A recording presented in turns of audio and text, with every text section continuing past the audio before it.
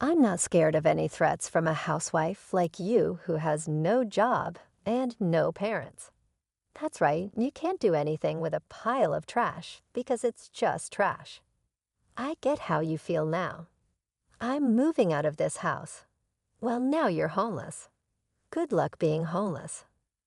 This is a good chance for Larry to leave the house, so let's work together to get rid of the trash and clean up. They went to Larry's room and told him to pack up his stuff and leave. I was planning to leave by myself, but I didn't think Larry would get kicked out too. My name is Sarah. I'm 29 years old and I'm a housewife. I recently married a man named David. He's 33 years old, 4 years older than me. At first, I thought he was mature and calm like an older man. Since he often talked about his mother, I thought he was a good man who cared about his family. But after we got married, I saw my husband's true personality. On our wedding day, my mother-in-law was very nice to me, and I thought we would have a very happy marriage. My husband asked me to live with his mother after we got married because my father-in-law had passed away a few years ago. He said he wanted to stay close to his mom. I thought my mother-in-law was trustworthy, so I agreed to move in with her. But as soon as we got married, both my mother-in-law and my husband changed. They would say, "Hey, Sarah, hurry up and bring me tea, and clean the bathroom and toilet quickly." My mother-in-law would shout at me and give me orders like that. Maybe she wants to scare me, or it's just because of her age. She would call me loudly and make me do all sorts of chores. The biggest surprise was finding out about my roommate, who no one had told me about. When I woke up the other day, I was surprised to find a man I didn't know in the kitchen. I froze, wondering who he was. He noticed me and said, "I'm Larry, David's younger brother," and introduced himself. I had never been told that David had a brother, let alone a roommate, so that was a shock. Larry is 30 years old, the same age as me. I went to my mother-in-law and asked her to introduce me to my brother-in-law. She said, "Oh, you mean Larry? Don't worry about him. He's just a reclusive ghost." I was surprised. How could she not care about her own son? She called him a ghost and said she was happy with just David. She said Larry was just a useless hermit who only went out for shopping and stayed home the rest of the time. I was shocked by her words. I felt disappointed in my mother-in-law and couldn't believe how much she had changed since we got married. It was sad to see her discriminate against her own son. I am an only child and have no siblings, so I couldn't compare. I would be shocked if my own mother said such things about me or ignored me. My parents are already dead, and I envy families that are alive and together. I hoped that at least parents and children could get along. I asked my husband about Larry when he got home from work. I thought maybe brothers could get along, but my husband was cold. He said, "Leave him alone. Just pretend he doesn't exist. He won't harm you." He said it dismissively, as if he had forgotten to mention it. I was disillusioned by how he called his own brother a ghost. My husband had no family memories or anything. He was just a mama's boy. I finished my chores for the day and went upstairs, feeling regret about my marriage. Then I bumped into Larry, who was just going to the bathroom. "You married my brother, didn't you?" Larry said to me. "Yeah, what's wrong?" I replied. "I'm sorry, it's nothing. But if I don't say anything bad, you'd better get out of here." "What?" I asked, confused. "I'm sorry, but you should get a divorce," he said. I was a little offended and confused. I was shocked at how my husband and mother-in-law acted. I married my husband because I loved him. It's unbelievable that Larry would ask me to end our marriage after just one day. It's none of your business. "I can handle it," I said. "I'm a competitive person." "I'm sorry about that," said Larry. "I'm also sorry for my outburst," he added, bowing his head. I thought he was acting strange until a little while ago. I thought I understood why my mother-in-law and I felt uneasy about the rules. He apologized so politely that I'm not sure if he really meant it. Maybe he was just trying to be nice and warn me. As I was thinking about that, Larry said, "Excuse me," and went into his room. My mother-in-law and husband say my brother-in-law is a strange recluse, but to me, he seems like a decent person who deserves respect.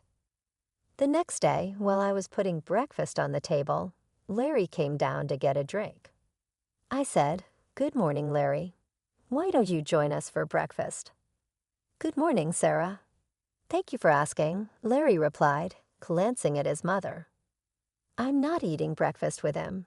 "Just get the breakfast done," she yelled at me. "It's okay," Larry said quickly and went back to his room. I wanted to apologize for my strong words yesterday, but I couldn't do it. Hey, all you have to do is housework. Don't do anything unnecessary, okay? My mother-in-law gave me a fierce glare. I was stunned by her harsh attitude. Even though I was the bride, I didn't expect this kind of treatment, and my husband's behavior toward me changed drastically. "What the heck? Today's menu is curry. You should have told me before lunch. I had curry for lunch too," he shouted. "How was that my fault? Why didn't he call me and tell me he had curry for lunch and wanted something else?" I kept my mouth shut. He continued to yell at me. "Hey, you're not apologizing. Who do you think you are? You're here to do the housework. Make sure you understand that." I was shocked and stayed silent. David didn't love me. He just wanted a housekeeper. It's terrible. How could he be so cruel with such a calm voice?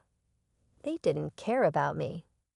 They just wanted to make themselves comfortable. They were using me.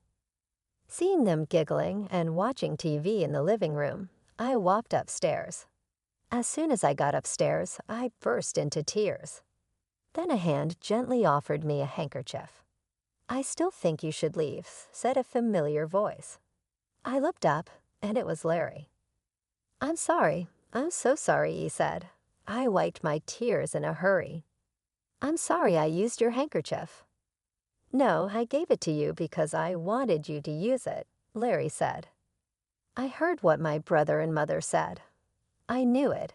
They're the worst. When Larry said that, I asked him what he meant by "I knew it." Larry said he had been in a similar situation before. I asked him for more details, and he told me that my husband had promised to marry another woman before. But because my mother-in-law and husband treated her the same way they treat me now, she ran away just before the wedding. Hearing that story made me feel a bit relieved. It showed that my husband and mother-in-law were pretending to be nice before marriage to avoid scaring away the bride. I felt hopeless. How could I have trusted them? But I had nowhere else to go if my husband left me. I'm just a housewife. My husband and mother-in-law wouldn't let me get a part-time job. I can't even move out and rent another place. I didn't know what to do. All I could do was cry. Then Larry said, "If we keep talking here, it will look suspicious. Let's talk at a coffee shop next time, if you like." He handed me a piece of paper with his contact information on it and went back to his room. I was determined to get out of this house. I was thinking about how my struggle for survival had just begun. I told my mother-in-law I was going to the city office and then stopping by the supermarket on my way home. She warned me not to leave any chores undone. I made sure everything was perfect before leaving. She grumbled about not accepting it if I was late for dinner. I pretended to agree and went to the coffee shop where Larry and I had planned to meet. I told Larry that my parents were gone, so I couldn't rely on them anymore. I had canceled the house I was renting and quit my job. I told him I needed to start all over again. It's hard to move out of the house in this situation, especially with the work that keeps me tied up with my mother-in-law and husband from early in the morning until late at night. Larry then asked me, "Sarah, can you draw?" "Huh? What do you mean?" I replied, confused. "Oh, I see. So can you?" "Yes." "Well, I went to art school before," I said. "Really? That's great," he exclaimed. "Yes, but how?" I asked. Just in time, another mega artist is looking for an assistant. "You can do it remotely," Larry said. "But I don't have a computer right now," I responded. "I'll lend you my computer that I'm not using right now," Larry said. "Really? Thank you so much. But why do you have an extra computer? What do you do for a living?" I asked. "That's kind of you to ask. You don't think I'm just a recluse, do you?" No, you use polite words a lot, and you look neat and tidy, so I don't think that at all. "Do you work from home?" I replied. "Yes, actually, I'm an engineer," Larry said. "An engineer? I didn't know that." "I didn't realize you were a business owner," I exclaimed. "Yes, I used to work for a company, but now I run my own business. It's easier for me to take orders on my own. We also have web designers as employees. We only have a few people, so everything is done remotely," he explained. "I see. So that's why you're home all the time. But your mother and David said you're just home doing nothing. Haven't you told them the truth?" I asked. "I don't see any benefits in telling those two," Larry replied. "True.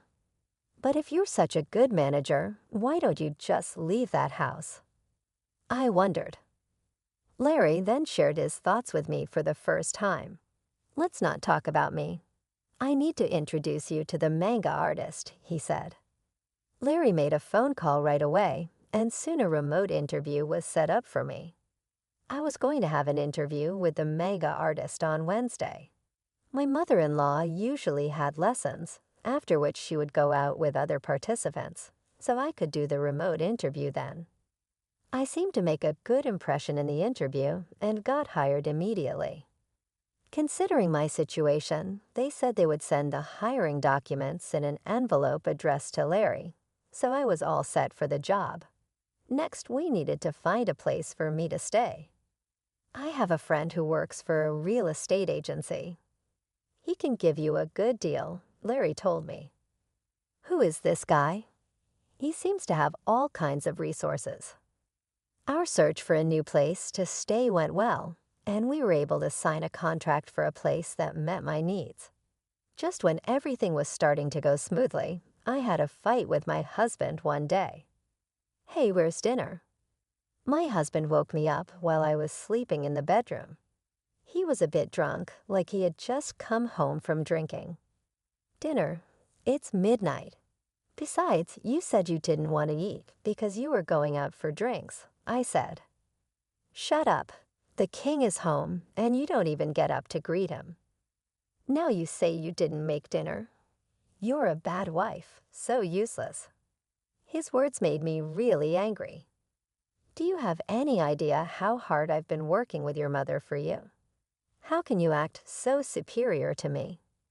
"That's because you're my wife. A wife should support her husband, and your job is to take care of the house. If you can't do your chores, don't go against me. A wife who can't do the housework is just like trash." As my husband said this, I heard the door open. My mother-in-law left in an awkward way. "You're just like trash. Larry is also trash, and this place looks like a dump." My husband sneered as my mother-in-law agreed. "Yes, let's take out the oversized trash," he added. "What did you just say?" I asked him. He opened the drawer and pulled out a piece of paper. "This is what I mean. It's a divorce paper. You're no good to me anymore. I'm going to find another wife who can take your place. That's why I'm divorcing you. Get out of my house." "You disgusting. You think your wife is just a slave?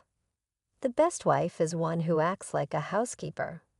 Don't you worry about saying things like that. I hope you regret what you just said one day," I replied. "What are you trying to say?" I'm not afraid of any threats from a housewife with no job and no parents like you." He laughed. My husband and my mother-in-law laughed together. "That's so true. You can't do anything about it because you're just trash." "Well, I understand how you feel now. I'm going to move out of this house." I said that and signed the divorce papers. Then I left. I put the divorce papers in my bag and started to pack my stuff. My mother-in-law and husband watched me with grins on their faces. "Now you're homeless. What on earth are you going to do now?" "Well, it's none of our business anymore. Good luck, homeless lady." "Oh, and Larry, this is a good time for him to get out too." "Yeah, let's take out the trash and clean this place up. After we get rid of him, we'll tear down the wall and make it bigger and more comfortable." My husband and mother-in-law were already talking about what they would do after we were kicked out. Then they went to Larry's room and told him to pack up his belongings and leave. I was planning to leave anyway, but I never thought they would kick Larry out too. I kind of regretted letting my emotions take over and having a fight with my husband. "I'm sorry, Larry. It's my fault." "No, don't worry about it," Larry said. "I already realized I can't live with them anymore. Besides, I have other things I'm interested in. Maybe it was lucky we had that fight." He smiled. It seemed like Larry wasn't bothered by leaving, which made me feel a bit better. 5 days later, on Wednesday, when my mother-in-law was out of town, Larry and I called a moving company and moved out. After we finished moving, my mother-in-law called my new place. "Don't worry, we have already left," I said. "Larry came with you, didn't he?" she asked. "Yes, we moved out together. I'm glad I don't have to see you guys anymore," she said happily and hung up. But what she didn't know was that Larry and I were planning revenge. I managed to move my belongings and start a new life just in time. Thanks to Larry, I got a lot of money from my husband in the divorce. Larry had recorded what my husband and mother-in-law said during the fight.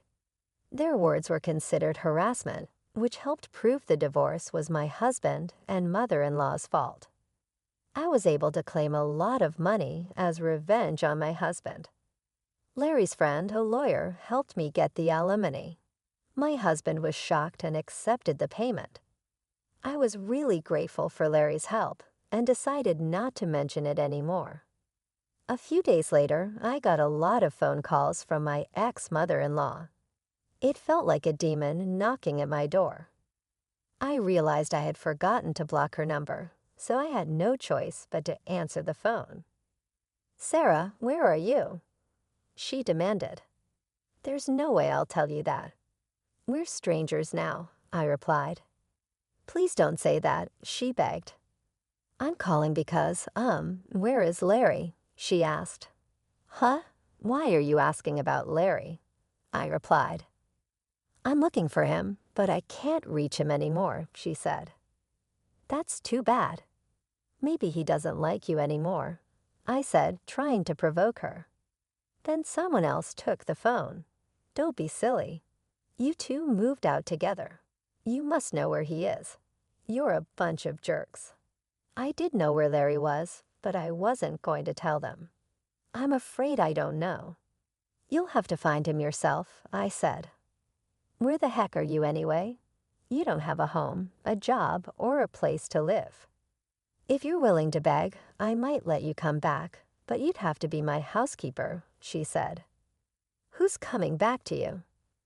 "I have a job and a place to live. I'm not going back to you," I replied. "That's a lie," she shouted. My ex-husband was surprised because he didn't know I could get everything sorted out so quickly. I didn't bother to correct him.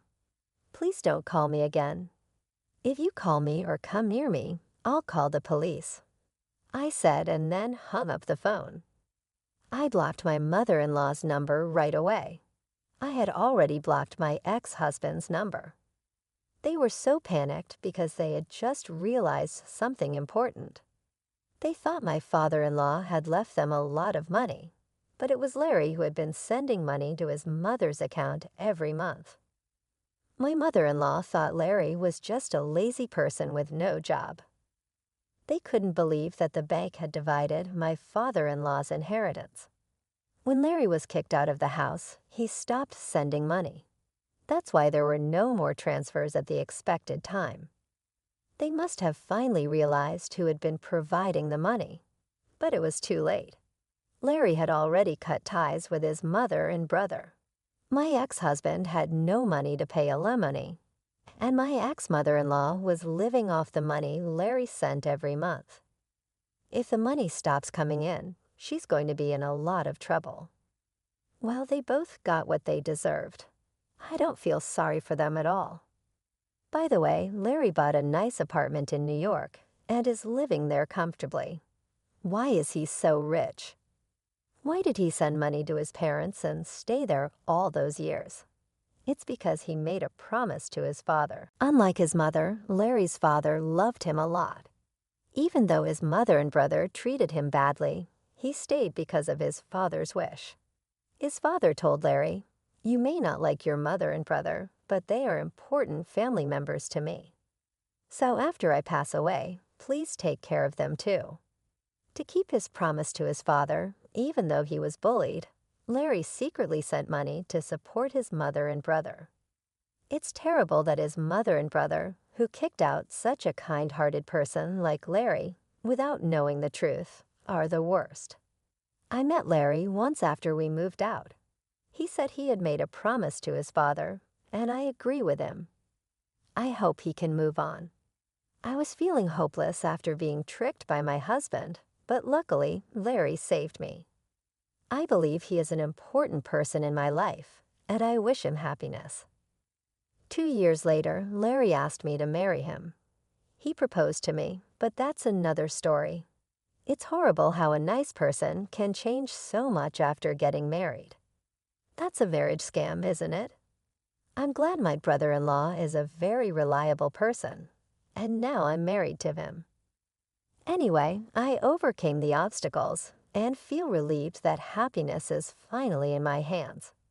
Please let me keep having these happy days. Thank you for watching until the end. Please subscribe to our channel if you liked this. See you in the next video.